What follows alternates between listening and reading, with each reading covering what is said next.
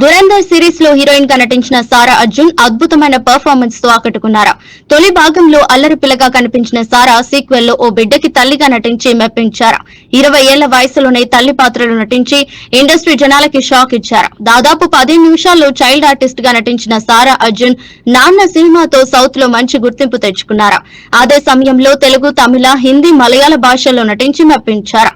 Child artist roles చూస్తూనే పొన్నియిన్ సెల్వన్ సినిమాతో sudden గా రొమాంటిక్ టర్నింగ్ తీసుకున్నారు. ఈ సినిమాలో ఐశ్వర్య చిన్ననాటి పాత్రలో నటించి ఆకట్టుకున్నారు.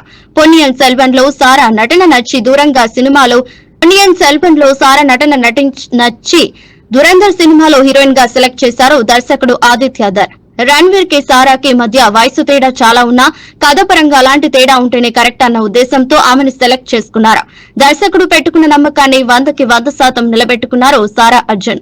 ఓవైపు దురంధర్ లాంటి రా యాక్షన్ మూవీలో నటిస్తూనే మరోవైపు తెలుగులో యూఫోరియా అనే రియలిస్టిక్ మూవీలో నటించారు. ఈ 2 సినిమాల్లోనూ తన పర్ఫార్మెన్స్ తో ఆకట్టుకున్న సారా అర్జున్ ఫిల్మ్ సర్కిల్స్ లో నయా సెన్సేషన్ గా మారారు.